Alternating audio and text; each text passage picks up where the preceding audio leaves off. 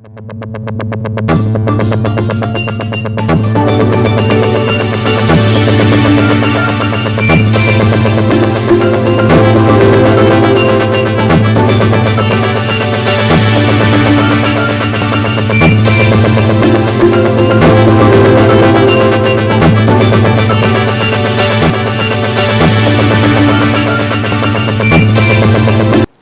est midi pile et l'heure de Kinshasa, la capitale de la République démocratique du Congo. Et c'est l'heure pour nous de vous informer, mesdames, messieurs, de partout où vous nous suivez. Bonjour et bienvenue à cette édition du journal. Ouvrons ces chapitres d'information. Par cette information, 133 cardinaux de l'Église catholique ont été en conclave le mercredi 7 mars 2025 dans la chapelle Sistine au Vatican pour élire parmi eux un successeur du pape François décédé il y a peu. Au premier jour du dit conclave, le cardinaux s'y sont pas mis d'accord pour sortir cet oiseau rare de la sortie de cette fumée noire. Les électeurs vont poursuivre cet exercice aujourd'hui jeudi pour aboutir à la sortie de la fumée blanche pour enfin entendre prononcer au balcon du Vatican l'expression Habemus Papam qui veut tout simplement dire nous avons un nouveau pape. De retour à Kinshasa, le chef de l'État Félix-Antoine Tshisekedi a pris une série d'ordonnances rendues publiques hier mercredi 7 mai 2025 par Tina Salama, sa porte-parole à l'inspection générale de finances IGF. En sigle par exemple, c'est Christophe Bitassi Mwabahihi qui a été nommé inspecteur général de finances, chef des services en remplacement de Gilles Alinguete qui a passé 5 bonnes années. Il sera secondé par Emmanuel Chibingu Senga, nommé inspecteur général adjoint. Tout à fait autre chose à présent, la RDC et l'Éthiopie ont signé un accord bilatéral dans plusieurs domaines. Le dit accord ont été signés par la ministre des Affaires étrangères, Thérèse Kaikwamba Wagner. Cela s'est passé à Addis Abeba en Éthiopie. Suivez. Dans le cadre d'une visite officielle à Addis Abeba, la ministre d'État, ministre des Affaires étrangères, coopération internationale et francophonie, Thérèse Kaikwamba Wagner, a signé le mardi 6 mai 2025 un accord historique de coopération bilatérale entre la République démocratique du Congo et la République fédérale démocratique d'Éthiopie aux côtés de son homologue éthiopien Gédéon. Cet accord dans les domaines économiques, techniques, scientifiques et culturels pour un bénéfice mutuel et en développement durable marque une étape majeure dans le renforcement des relations entre les deux pays qui n'avaient plus conclu un tel partenariat depuis plus de 25 ans. La ministre d'État, Thérèse Kaikwamba Wagner, est arrivée à Addis Abeba la veille, c'est-à-dire le lundi 5 mai 2025, pour sa première visite officielle en bilatéral. Elle a été chaleureusement accueillie à l'aéroport international de Bole par son homologue éthiopien, l'ambassadeur Adera Abera. Au cours de son séjour, la chef de la diplomatie congolaise prévoit une série d'échanges de haut niveau avec les autorités éthiopiennes en vue de renforcer davantage les liens entre les deux pays.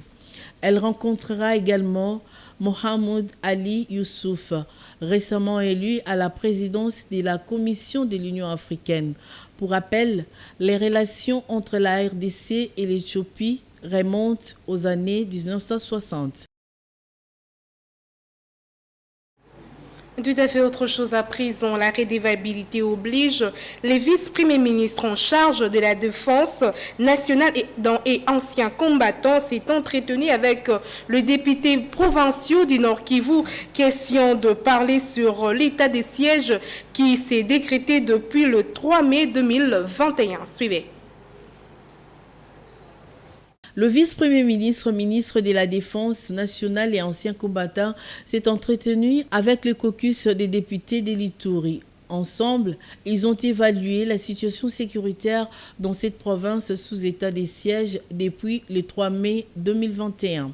Ces élus ressortissants de l'Ituri ont saisi l'aubaine pour saluer le travail assidu de l'état-major général qui a débouché sur la calmie observée depuis un moment. Ces députés ont également mis en relief le passage du chef d'état-major général adjoint chargé des opérations, le lieutenant-général Chalugonza, sa récente rencontre avec l'armée ougandaise et les efforts menés dans les processus des réserves armées de la défense. Ce caucus des députés, conduit par son président Pichu Mbodina, a soumis une requête auprès du patron de la défense nationale, Maître Guy Kabongo Modianvita, pour l'accélération par les canaux de l'état-major général de l'opérationnalisation de la RAD, mais aussi le renfort de l'effectif des FRDC qui sont à Niamambou pour barrer la route aux rebelles et les empêcher de faire incursion en Ituri. Les efforts qui sont menés dans le processus de la réserve armée de la défense. Ce processus prend du temps. Nous aurons bien aimé que l'état-major général puisse réactionner l'opérationnalisation du processus de la RAD. Parce que c'est un moyen aussi d'utiliser ces jeunes gens qui sont en désœuvrement, qui parfois, les risques de la difficulté de la vie, le mènent sur le chemin qui n'est pas un chemin légal. Les FARDC sont au front aujourd'hui. C'était pour nous l'occasion aussi d'encourager les forces de la défense et les forces de la sécurité qui sont en opération à Niamamba contre les rebelles qui sont en train de chercher à pénétrer l'Ituri.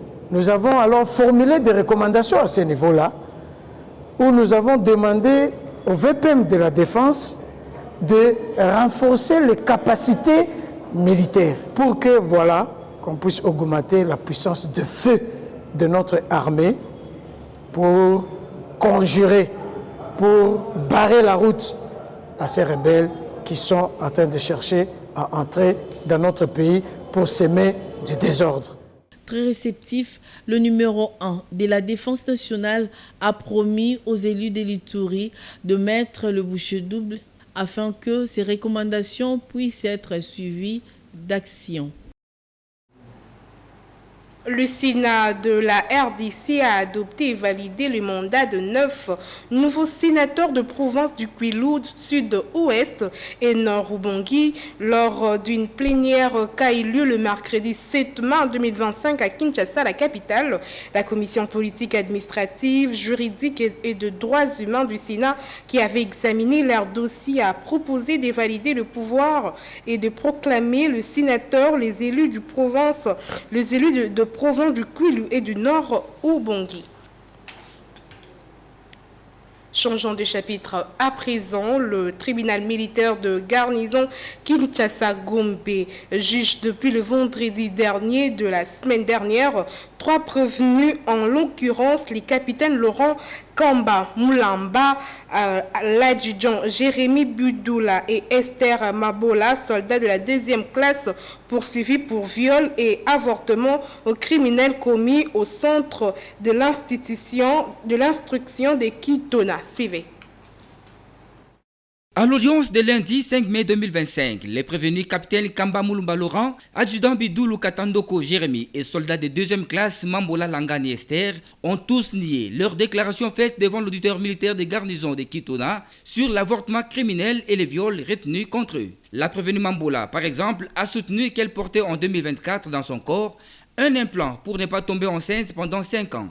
Elle a ajouté que les lieutenants Maoula l'avaient poussé à avouer les faits sous peine d'être chassé du centre d'instruction de Kitona par les commandants. Dans la recherche de la vérité, les tribunaux militaires de garnison de Kinshasa-Gombe, présidé par le major magistrat Freddy Eoumé Ampia, a décidé de procéder à une commission rogatoire à Kitona, au Congo central. Ceci permettra au tribunal d'entrer en possession de la fiche de consultation médicale de la prévenue Mambola, de savoir si son implant a été retiré après combien de mois et d'envisager la comparution de l'officier susmentionné, a dit le président des séances. Enfin, le tribunal a annoncé qu'il va fixer une date pour répondre à la requête de mise en liberté provisoire introduite par les 3 prévenus. Leurs conseils ont brandi les dispositions de la loi selon lesquelles la détention est une exception et la liberté en est une règle. Ayant donc des adresses connues à Kinshasa, la fuite de leurs clients n'est pas à craindre, ont-ils soutenu. Cette cause a été renvoyée à 2 semaines en attendant les résultats de la commission rogatoire. Le Fonds forestier national n'est pas une structure inutile aux recettes du trésor public. Il n'est pas non plus tributaire de celui-ci, a indiqué la direction générale de ces structures de l'État dans un communiqué rendu public le mercredi 7 mai dernier. Suivez. La Direction générale du Fonds forestier national a tenu à faire une mise au point par rapport au contenu du média en ligne actualité.cd dans son desk éco qui, dans un article publié le 3 mai 2025, a qualifié cette structure d'inutile et a supprimé en vue du redressement de finances publiques.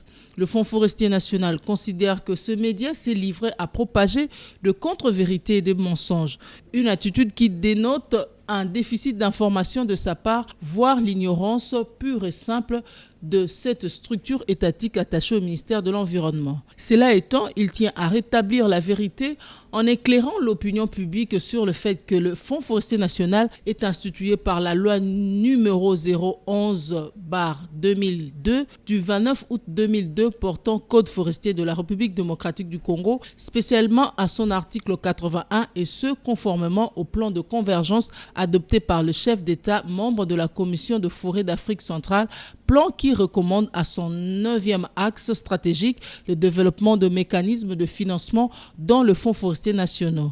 Et c'est dans ce contexte qu'il a été créé par décret numéro 09/24 du 21 mai 2009. Il appelle donc que le Fonds forestier national réalise les missions assignées par le législateur congolais avant, pendant et après l'existence de l'initiative présidentielle Jardin scolaire pour 1 milliard d'arbres d'ici 2023. Le Fonds forestier national figure dans la loi de finances compte d'affectation spéciale. Il verse au trésor public sa part relative à l'excédent de gestion et partage aussi avec le même trésor via la DGRAD les recettes de l'une de ses taxes, à savoir la taxe de déboisement. Le Fonds forestier national n'est donc pas une structure inutile, a conclu la direction générale de cette structure de l'État.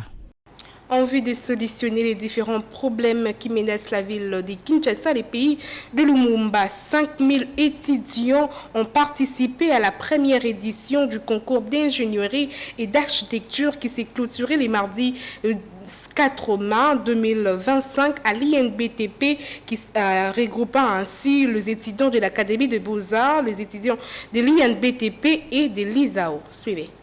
Ils étaient au total 5000 étudiants à participer à la première édition du concours d'ingénierie et d'architecture qui s'est clôturé les mardis 4 mai 2025 à l'INBTP. Ces concours a regroupé les étudiants de l'Institut supérieur d'architecture et d'urbanisme, ISAO, de l'Académie des Beaux-Arts, ABA, et de l'Institut national de bâtiments et travaux publics, INBTP. Et des différents groupes de 5 étudiants chacun, plus de 40 formés pour la circonstance. Des projets seulement ont été retenus pour 3 gagnants. Les 3 groupes lauréats ont été récompensés par leur intégration dans le projet de construction de la nouvelle ville. Une formation spécialisée au Silkin Village leur sera donnée ainsi qu'une cagnotte pour soutenir leur projet. Il faut dire que ces projets ambitieux portent sur l'extension de la ville de Kinshasa, une initiative qui vise à répondre aux défis croissants de l'urbanisation de la capitale de la RDC. J'ai vu la mobilisation, je vois cette mobilisation. C'est vrai, nous avons organisé un premier concours qui va permettre une certaine participation des étudiants à ce projet dès le départ. Ceux qui vont gagner, évidemment, sont automatiquement inclus dans le projet. Leurs ouvrages seront réalisés par un des multiples partenaires qui est sur ce projet et ces étudiants seront automatiquement partie prenante sur tous les aspects dans ce projet.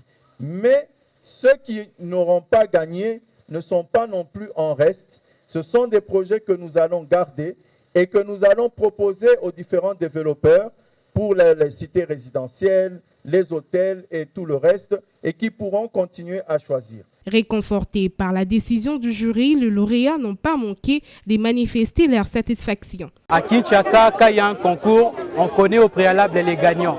Et avec mes amis, on se disait, c'est comme si on jouait au loto, alors tant mieux tenter notre chance. Et heureusement, nous sommes récompensés.